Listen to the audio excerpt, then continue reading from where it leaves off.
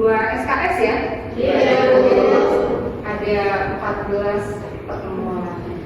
Oke, sebelum kita mulai perkuliahan pada hari ini, silakan berdoa menurut kepercayaan masing-masing. Berdoa.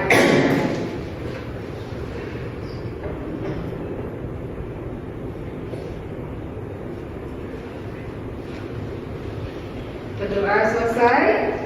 Saya cek dulu kehadirannya. Hari ini siapa yang tidak masuk? Iya, Bu. Kutia, Sadana, sama Birna Jatuh. Oke, ada 3 orang ya. Iya, Bu. Oke, tetap semangat yang hari ini bisa melaksanakan perkuliahan. Semangat, Bu. Oke.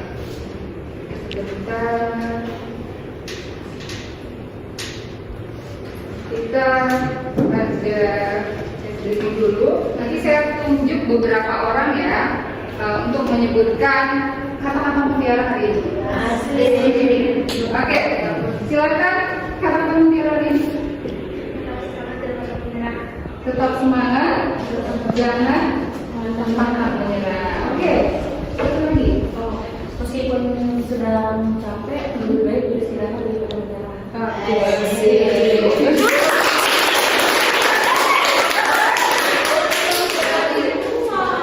Kesempatan datang, ciptalah kesempatan itu sendiri.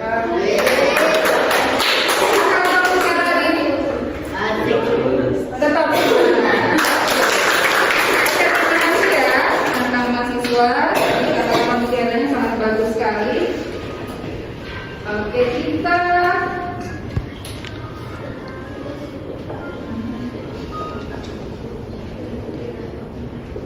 hari ini akan mempelajari tentang identitas nasional sebagai salah satu determinan bangsa Indonesia. Sekarang tanggal 20 ya? 20 bulan 6. Materi kita identitas nasional. Iya, identitas nasional. Bukan hanya orang yang punya identitas nasional, tapi negara juga punya identitas. Nah, untuk capaian pembelajaran, mahasiswa diharapkan mampu menerapkan pemikiran logis, kritis, sistematis, dan inovatif dalam isu-isu kewarganegaraan, termasuk ideologi, politik, hukum, ekonomi, sosial, budaya, pertahanan, keamanan, dan agama pada tingkat lokal, regional, nasional, dan global dengan kinerja yang mandiri dan bermutu. Itu capaian pembelajaran. Nah, di metode perkuliahan itu ada ceramah interaktif, ada diskusi kelompok, ada presentasi mahasiswa, studi kasus, pembelajaran berbasis proyek. Media pembelajarannya boleh menggunakan buku ajar dan jurnal, ada slide presentasi, video pembelajaran, LMS, dan media digital interaktif. Sistem penilaian, kehadiran dan partisipasi itu 10%, tugas 20%, UTS 30%, dan UAS 40%. Jadi semua berapa persen? 100%. Jadi kehadiran juga sangat mempengaruhi ya. Oke. Kode etik perkuliahan. Pertama, kehadiran itu sangat penting sekali. Ya, meskipun nilainya bagus, kalau kehadirannya kurang maka nilainya akan turun. Yang kedua, tidak menggunakan perangkat elektronik tanpa izin. Jadi kalau sedang ada perkuliahan, jangan coba-coba main game, ya, atau scroll media sosial. Yang ketiga, tugas dikumpulkan sesuai tenggat waktu. Yang keempat, plagiarisme juara. Ya, saya mau bertanya ke salah satu orang, identitas itu apa?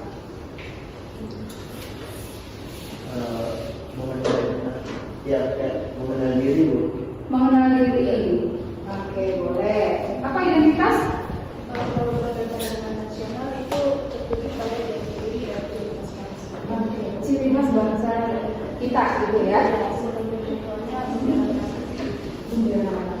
Oke, luar biasa ya jawabannya tadi. Oke, sekarang di sebelah kanan saya, identitas nasional apa? Untuk identitas nasional tadi sudah dijelaskan juga sama saudara Rika. Sebuah ciri khas atau karakter dari suatu bangsa atau negara itu sendiri. Oke, bagus. Punya identitas ya? Apa identitas? Seperti KTP, identitas, terus vaksin untuk identitas. Oke. Bagus ya. Bagaimana kalau seseorang tidak punya identitas? Akan susah mengenalkan dirinya sendiri. Oke, akan susah mengenalkan dirinya sendiri. Ada lagi? Udah itu aja. Punya identitas? Punya. Kalau tidak punya identitas, apa yang akan terjadi? Ya tadi bilang orang tidak tahu kita ini siapa gitu. Tidak tahu cara mengenalkan diri kita sendiri. Oke, bagus ya. Oke. Identitas ya. Semua orang punya identitas. Contohnya tadi sudah disebutkan ada KTP, ada SIM ya, ada kartu pelajar, kalau mahasiswa atau mahasiswa. Kalau tidak punya identitas, ketika ada kecelakaan atau apapun itu di jalan, maka akan sulit untuk identifikasi. Mau memberitahu keluarganya agak susah. Begitupun dengan sebuah negara ya, pasti punya identitas nasional. Seperti Indonesia itu punya identitas nasional. Apa aja identitas nasional Indonesia? Oke, sip. Apa lagi? Garuda Pancasila, boleh. Oke, apa lagi? Ada yang? Oke, silakan. Lagu bangsa dan bahasa. Itu adalah identitas nasional bangsa Indonesia. Apakah itu dimiliki oleh bangsa lain? Iya. Kalau identitas dimiliki oleh bangsa lain, tetapi yang seperti Pancasila, bendera, setiap bukti yang berarti ciri, tanda atau identitas yang melekat pada seseorang atau sesuatu yang membedakannya dari orang lain. Ya, kalau Indonesia punya bendera merah putih, Malaysia beda lagi bendera. Oke, sedangkan yang dimaksud dengan nasional adalah ciri-ciri suatu kelompok yang memiliki ciri-ciri fisik, misalnya budaya, bahasa, maupun ciri non-fisik. Misalnya apa? Tujuan, keinginan, dan ideologi. Jadi identitas nasional merupakan suatu ciri khas yang dimiliki suatu negara yang menjadi pembeda dengan negara lain. Menurut Kuntawibisono, bangsa yang membedakannya dengan kelompok etnis lainnya. Nah, ketika teman-teman mendengar bendera kata Barat, itu berarti apa yang ada di dalam pemikiran teman-teman? Luar negeri, boleh. Apa lagi? Negara lain, boleh. Oke, negara yang bebas. Setuju nggak? Setuju. Apa lagi? Kalau mendengar kata Barat? Bahasa Inggris. Mendengar kata Jepang, apa yang ada di pikiran teman-teman ketika kita mendengar kata Jepang?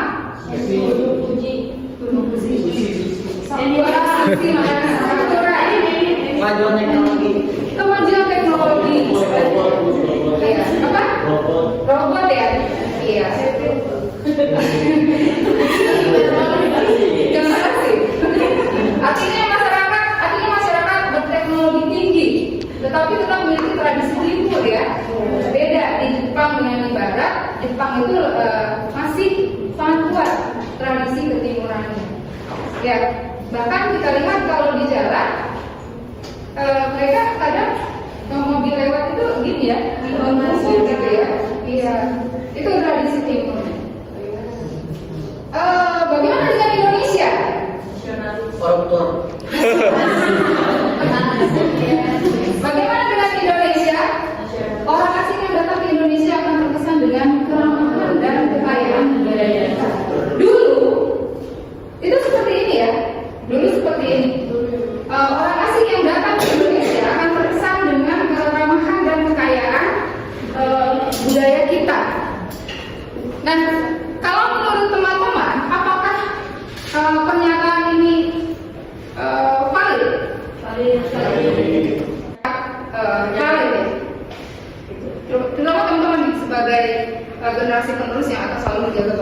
Indonesia.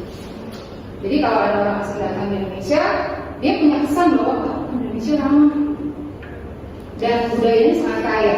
Kalau budaya ya kaya sekali ya, dari Sabang sampai Merauke, provinsi yang ada di Indonesia memiliki kebudayaan yang berbeda-beda. Tetapi kita tetap satu dalam budaya yang diakui di Indonesia.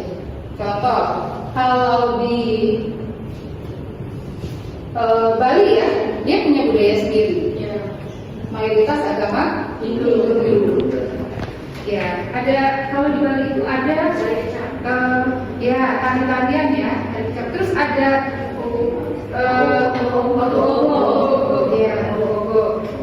terus ada juga yang begitu. Jadi ada orang meninggal, dia tidak dibakar, dilarang, tidak.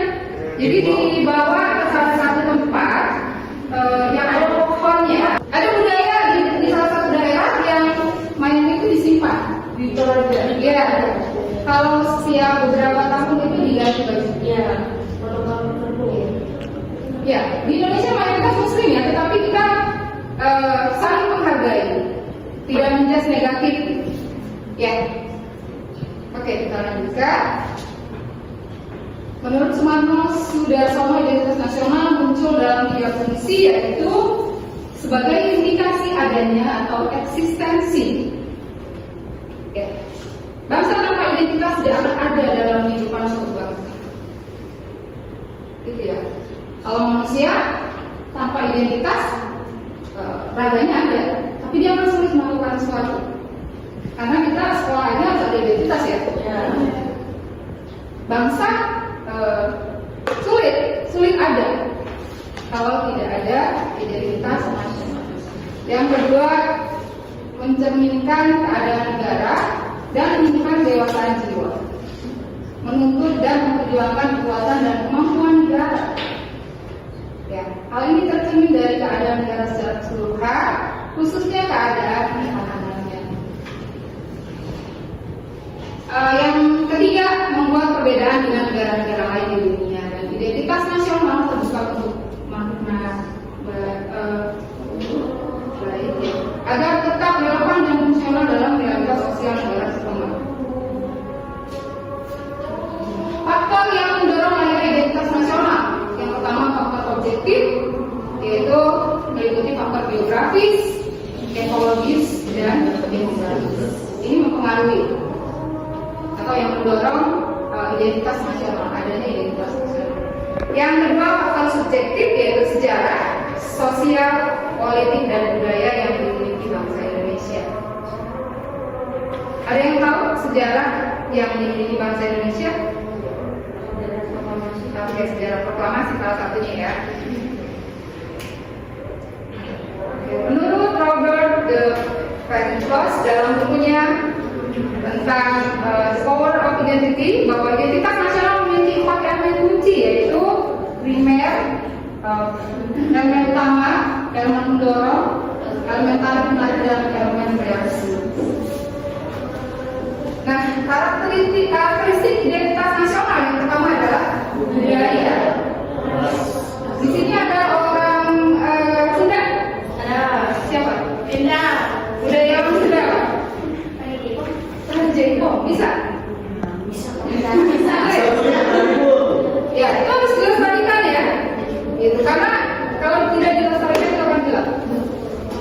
Ada orang Betawi? Betawi, ada budaya apa? Palang pintu. Palang pintu, oke. Mana lagi Betawi? Oke, nanti dari mana nih? Jauh. Apa budayanya? Ini catur saat Mirip-mirip dengan Sunda ya, Sunda juga ya. Oke, dari mana ke sana? Dari Jawa. Jawa, sama budaya ini. Oke. Tadi menggunakan bahasa Indonesia sebagai bahasa pemersatu. Bayangkan kalau tidak ada bahasa Indonesia, apa yang akan terjadi? Ini kita nyambung. Namanya siapa? Fikri misalnya suka dengan salah satu orang yang ada di sini. Karena tidak bisa bahasa Indonesia, maka sulit akan mengungkapkan. Akhirnya pakai bahasa isyarat. Seperti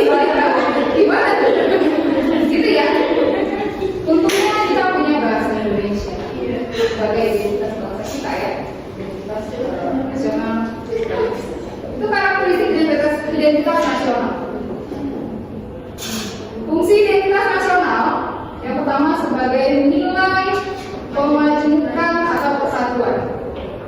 Yang kedua, peraturan perundang-undangan. Yang ketiga, masyarakat.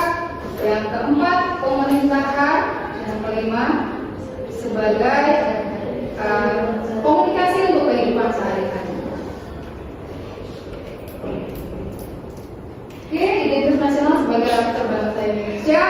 Karakter negara dapat diartikan sebagai kebiasaan atau ciri khas negara Indonesia yang membedakan negara Indonesia dengan negara lain. Jadi, identitas negara Indonesia adalah Pancasila. Sudah paham ya Pancasila ya? Semester 4 ya? Semester 2 pasti sudah hafal Pancasila ya. Ada yang belum hafal? Pasti sudah hafal. Pancasila bisa menjadi identitas nasional karena tidak ada negara lain yang memiliki Pancasila. Bahkan negara lain itu sangat takjub dengan yang namanya Pancasila. Ya, di awal ada kekurangan yang Maha Esa. Diakhiri dengan itu ya, itu nilainya sangat luar biasa. Indonesia, dasar negara Pancasila, bahasa Indonesia, semboyan nasional, Bhinneka Tunggal Ika. Apa arti Bhinneka Tunggal Ika? Tetapi tetap satu. Buktinya mana? Di kelas ini. Ya, di kelas ada yang ada sukunya dari Jawa. Sapi. Papua, dari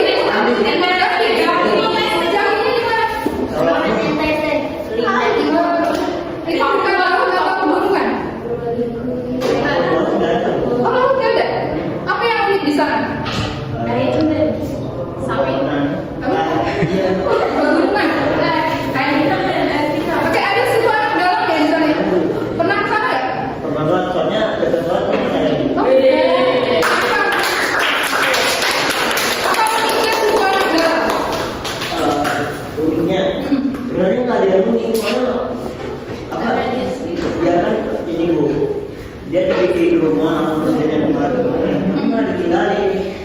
Dia itu kayak merugi malah merugi warga. Soalnya suku anak dalam itu lebih ke suku mencuri. Oh gitu. Kenapa begitu? Nggak tahu. Soalnya dia suku mencuri. Contohnya di sana kan lahannya sawit ya, sawit-sawit PT atau sawit-sawit warga itu sering mencuri sama suku anak dalam. Berarti suku anak dalam itu nggak sekolah? Nggak sekolah. Ya karena mungkin kakak belum mendapatkan pendidikan ya, jadi seperti itu. Terus kalau ada orang masuk gitu, misalnya mau mengabdi di sana, bidang pendidikan, bisa nggak? Dulu pernah ngajarin anak-anak SD itu bentar doang tuh, nggak nyampe lama udah pada luar semua. Karena dia ini ya berpindah-pindah. Iya. Oh gitu. Walaupun nggak didiriin rumah, dia tetap beberapa kali tinggalin. Karena Ramadan ya.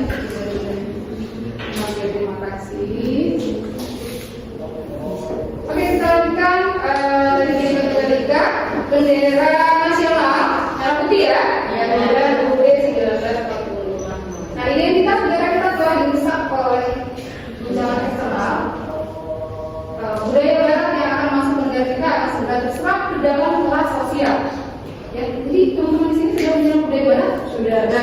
Contoh berpakaian dari contoh pakaian dari gaya bahasa. Oke, gaya bahasa. Itu army K-pop. Ya, K-pop. Ya, BTS ya. Boleh suka tapi jangan berlebihan, gitu ya. Kadang suka sampai psikologisnya terganggu. Itu yang bikin bahaya. Gitu ya. Makanya anak-anak muda harus paham terkait dengan identitas nasional.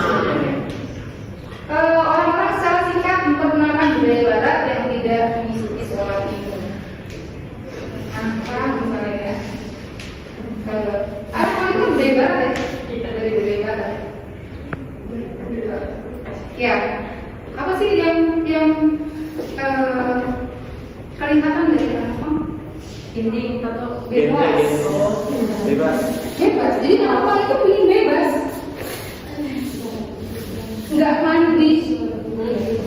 tinggal aja itu di sini. Itu mengikuti pola baru. Oke, itu tadi materi yang kita bahas terkait dengan identitas nasional. Selanjutnya ada tugas kelompok. Nanti salah satu orang dari kelompok masing-masing menyampaikan tanggapannya terkait dengan pertanyaan-pertanyaan berikut. Oke ya, dimulai dari sekarang. Silakan diskusikan. Oke.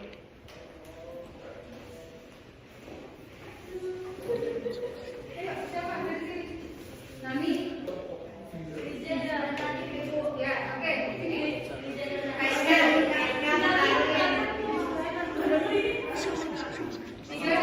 Nani 1, sebelah sini 2, 3, 4.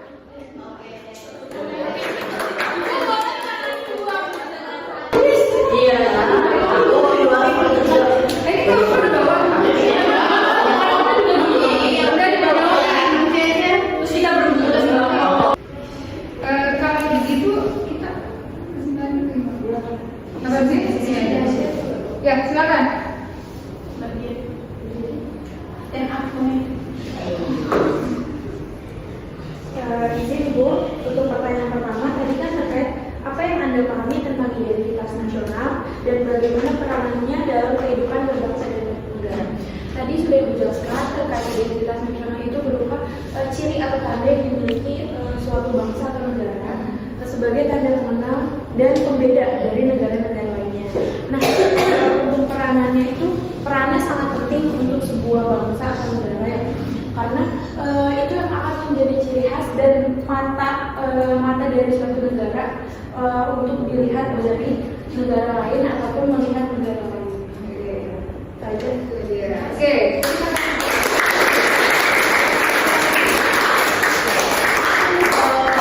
Melanjutkan dari pertanyaan kedua itu kan tadi apakah globalisasi menguatkan atau justru mengancam identitas nasional Indonesia? Kalau menurut saya justru globalisasi itu bisa menghancurkan identitas nasional karena udah banyak maraknya anak-anak yang sudah melupakan budayanya sendiri. Menurut saya. Oke. Lalu kalau tidak ada globalisasi kita akan ketinggalan zaman. Bagaimana?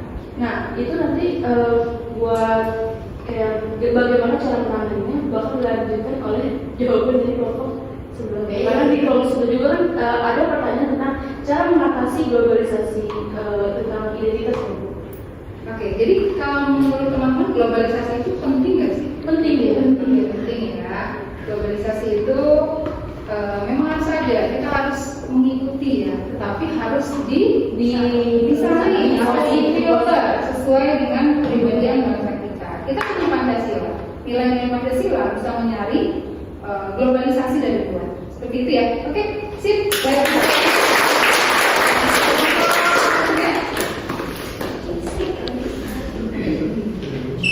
Baik, terima kasih. Sekarang dari kelompok kami akan menjelaskan dari nomor 3 terkait dengan mempertahankan nilai-nilai identitas nasional di era sekarang atau globalisasi. Nah, yang pertama dalam menangani kasus ini, segala nilai-nilai budaya yang masuk di dalam negara kita sepenuhnya kita tidak boleh menolak, melainkan itu menjadi memperkuat kita dalam mempertahankan identitas, menjadikan kita cerdas dalam memilih dan dalam berinteraksi atau beradaptasi. Nah, kemudian dalam mempertahankan tantangan ini seharusnya kita harus melakukan beberapa hal, seperti kita harus dapat memahami nilai-nilai budaya kita serta mencintai nilai-nilai budaya yang ada di negara kita. Dengan cara apa? Aktif belajar sejarah dan juga aktif belajar tentang hal-hal yang mengandung nilai-nilai budaya. Kemudian kita harus mengapresiasi karya-karya anak bangsa. Kemudian kita harus dapat menyaring informasi yang masuk melalui media sosial. Jangan sepenuhnya kita ambil yang positif, kita ambil yang negatif kita buang. Nah, kemudian kita harus dapat mempertahankan nilai-nilai Pancasila, seperti kita harus rajin melakukan gotong royong dan mempertahankan nilai-nilai keadilan. Saja terima kasih.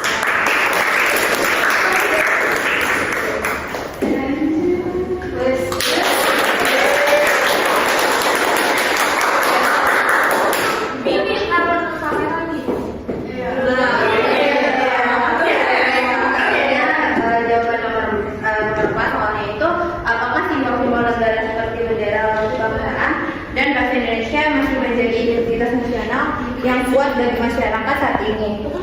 Simbol-simbol negara seperti bendera, logo kebangsaan dan bahasa Indonesia ini menjadi identitas nasional yang sangat penting bagi masyarakat, dikarenakan simbol ini masih digunakan dalam secara resmi dalam kehidupan sehari-hari. Namun, pengaruh budaya asing dan media sosial membuat pembagian orang, terutama di generasi muda ini, mulai kurang peduli. Meski begitu, jika terus dijaga dan dikenalkan sejak ini, simbol-simbol ini akan tetap bisa menjadi penguat rasa cinta tanah air dan kebanggaan sebagai bangsa Indonesia. Oke, sudah.